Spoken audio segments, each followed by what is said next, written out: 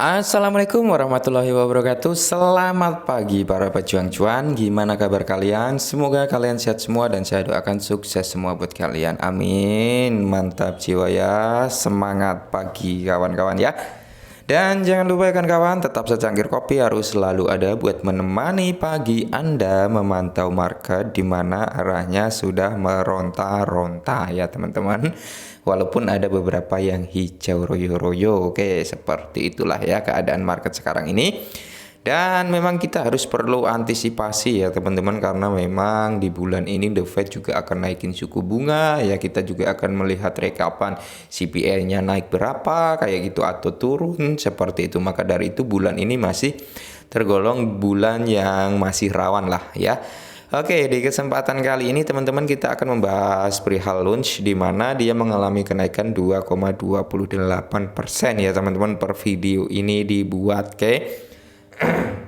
Nah, di sini ya dari komunitas Terra Luna itu menginginkan Changpeng Zhou atau Binance ini mengimplementasikan 1,2% ya teman-teman untuk tax burn-nya.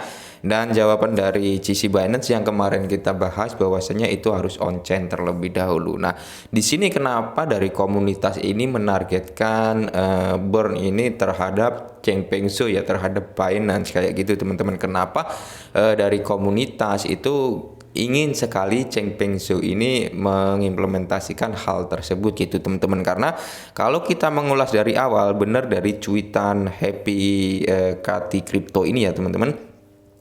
Di sini orang banyak bertanya mengapa kami menargetkan ke Binance ya teman-teman, dan di sini Changpeng Zhou atau sisi Binance sempat menyarankan untuk Dokwon melakukan buyback ya dan melakukan pembakaran. Binance adalah pemimpin pasar yang menjunjung tinggi diri mereka sendiri saat menawarkan bantuan kepada komunitas ya. Memiliki mekanisme pembakaran sehingga Changpeng Zhou mengerti tentang pembakaran seperti itu teman-teman. Nah, kenapa dari tim atau komunitas atau validator daripada Terra Luna Classic ini menargetkannya terhadap Changpeng Zhou? Kenapa nggak ngelobi exchange lain dulu gitu teman-teman? Maksudnya kayak di Max Global, Hotbit dan sebagainya ya.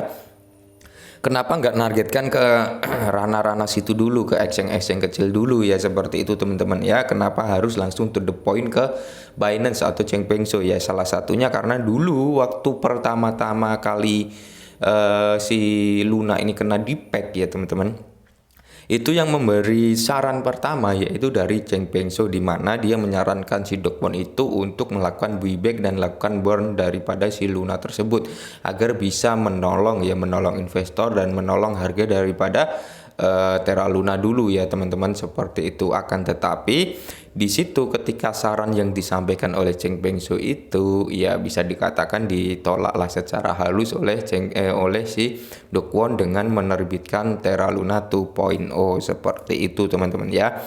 Jadi memang kalau ditargetkan ke Binance ya, karena kita ketahui rumor beredaran di luar sana bahwasanya si Changpeng Zhou ini memiliki 2 miliar token ya, 2 miliar token Luna Classic kayak gitu teman-teman ya.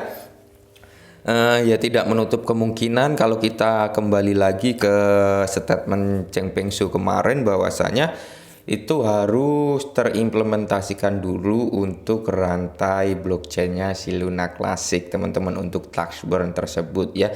Tapi di situ memang tujuan daripada proposal yang dibuat itu adalah untuk burn ya teman-teman, seperti itu. Dan di sini kalau kita lihat banyak sekali timbul pertanyaan ya, dimana di sini HCC ini ya teman-teman, HCC pikirkan sebagian besar dari kita ingin adalah pembakaran rantai sekarang. Binance adalah pemimpinnya, tetapi Changpeng Zhou tidak memiliki kewajiban untuk membakar, dan saya pikir tidak adil untuk menargetkan Binance pada saat ini ya teman-teman ya, karena kita ketahui statement yang kemarin memang kalau kita mendesak terus secara menerus ya kurang lebih ya kayak kita memojokkan suatu orang kayak gitu teman-teman ya.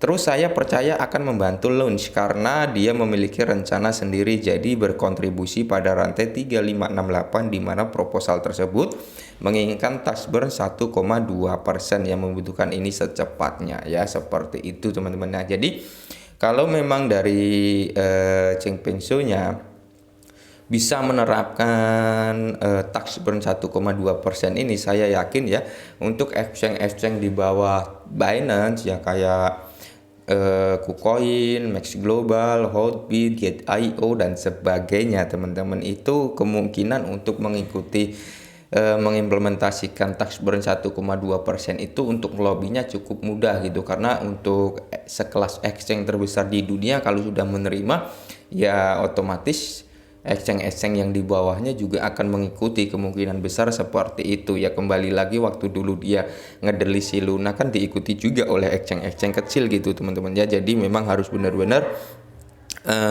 sabar lah intinya seperti itu. Dan kenapa ketika Terra 2.0 itu lahir dan di sini Luna ini diserahkan terhadap komunitas itu untuk approve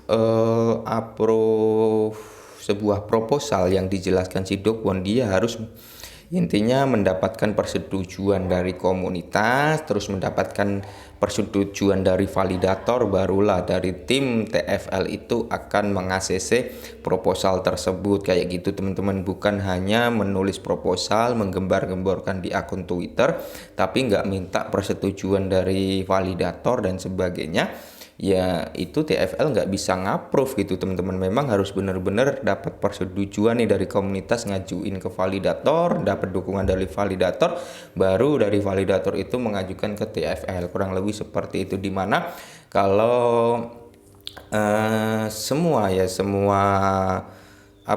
ekosistem di Terra Luna Classic ini bisa diaktifkan kembali lah intinya seperti itu. Menginginkan hal seperti itu memang harus melewati dari komunitas setuju, validator setuju, baru TFL itu mengeluarkan statement diterima atau enggak itu ya teman-teman. Tapi kalau sudah dapat dukungan dari validator, biasanya proposal tersebut akan diterima oleh TFL, karena TFL juga melihat dari validator yang mendukung perihal proposal tersebut, dari komunitas juga gitu teman-teman. Karena kalau kita lihat memang untuk Terra Luna Classic ini sudah sepenuhnya diserahkan terhadap komunitas ya. Karena si Do Kwon itu sendiri juga pernah mengatakan bahwasanya dia sudah tidak memiliki kewenangan lah ya, kurang lebih seperti itu, karena memang token Luna Classic ini sudah diserahkan ke komunitas ya. Itulah kenapa memang proses-proses itu harus ada tahap-tahapannya, dan tahap-tahapannya tersebut sudah dijelaskan oleh si Do Kwon-nya itu sendiri, bahwasanya harus melewati persetujuan komunitas, persetujuan validator, baru persetujuan dari TFL untuk meng-ACC atau mengaktifkan kembali kegunaan blockchain daripada Terra Luna, tax burn 1,2% dan sebagainya, kurang lebih seperti itu. Nah, mungkin ini dulu perihal Luna Classic, semoga bermanfaat. Salam cuan.